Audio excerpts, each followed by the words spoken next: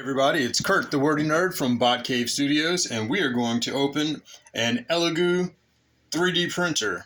This is a liquid resin 3D printer. That means that where the original styles built a print using layers of plastic, this does it using liquid instead of a stick of filament. And the liquid will lower the print base into the liquid, and then layer by layer, it will harden using ultraviolet light so that it will build your print over the course of however long it takes, depending on what you're printing. I don't know how much of the blade you can see me working with at the moment, but always cut away from yourself. Do not cut towards yourself. Safety first. I am tracing the edge of the tape along the box top.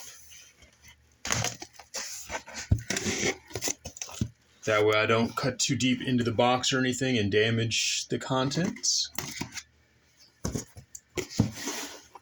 All right.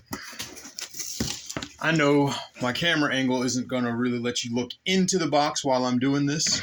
So we're going to try and slide the box over a little tiny bit and then give myself a bit of space to pull stuff out.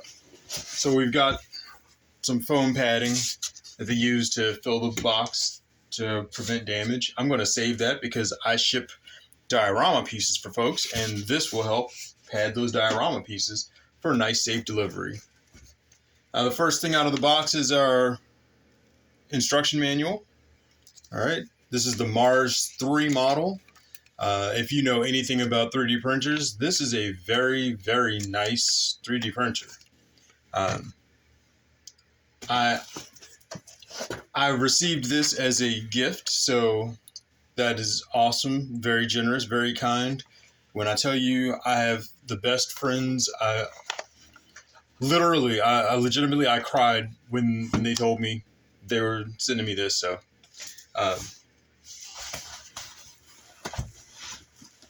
There's our power cord, and then I guess I'll just have to pull out some more of the foam first so I can get this other box out of the box. All right, there's our toolkit.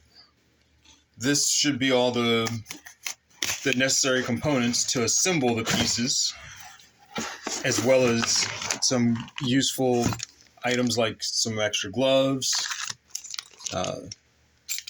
the little hex wrenches and bolts, the carbon filter to help cut down on the emissions and the odor. So that's pretty helpful. That's an amazing upgrade compared to the longer orange tin model that I've been using. Then we've got some clippers.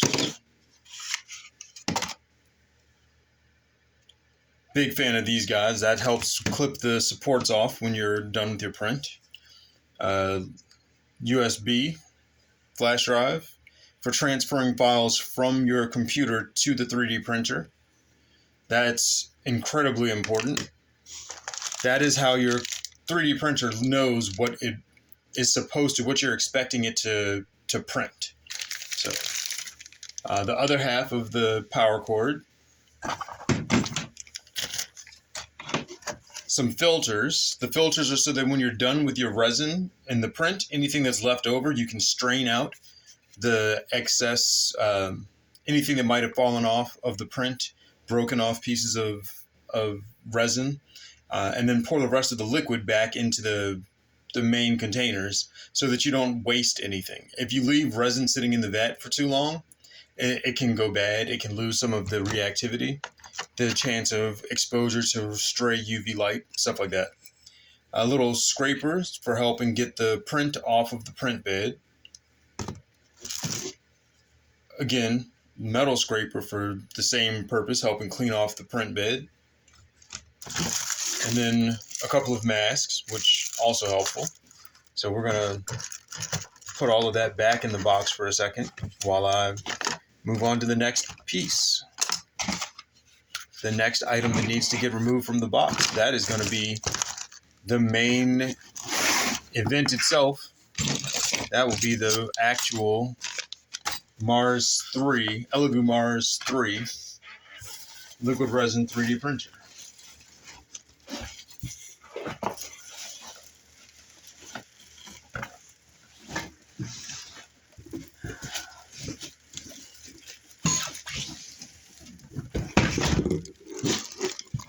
And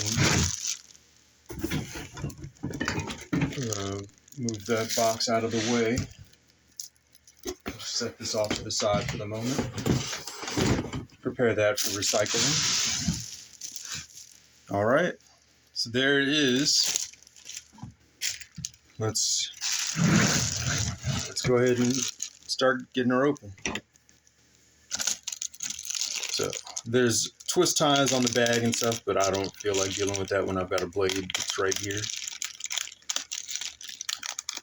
I wish you guys could smell how good my work table smells at the moment, because I had a Glade plug-in air freshener piece that got knocked over, and it spilled some of the fragrance on the table, so I've had to clean that off. And it was necessary because as I went to move my lamp that was next to it, my small circle light lamp, I found that the chemicals from the Glade plug-in had literally started melting the bottom of the lamp. So, if you use those at home, be super careful that you don't drop them or spill them or anything, because they apparently contain corrosive materials that react with certain plastics.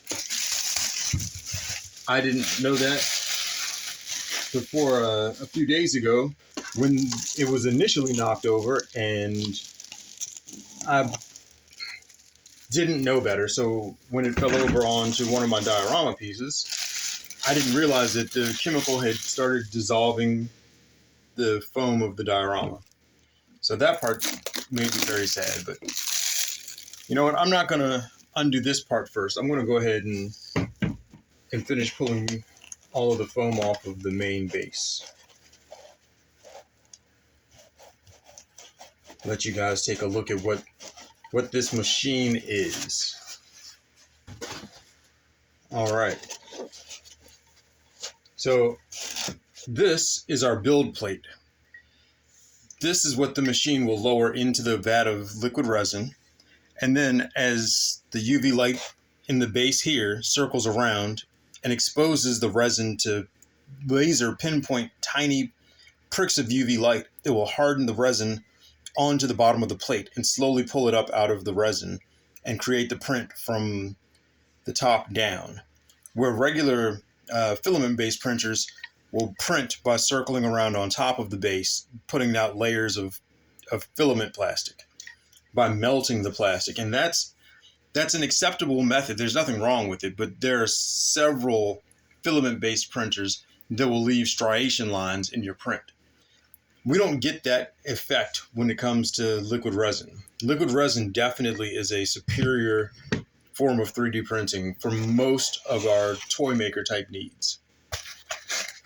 All right, so there's our vat. This is where we'll pour the liquid resin into. And this base will attach to this arm here. I'm going to have to plug everything in and lift that and do all that stuff. But this will get lowered into the resin and slowly pull it up out. And it can come all the way up to here. So if you look, this is about as high up as you can get. That means that it can print something that is conceptually that big. So that's a pretty tall print. I mean, that's desktop statuary level options. So the print bit is a little smaller than I thought. This one measures in at about 6 inches by about 3.5 inches. So that's not bad. I mean, that's still bigger than the longer orange tin print bed that I've got. But there we go, guys. I guess the next thing we'll do is a setup video and walk you through how to put it all together.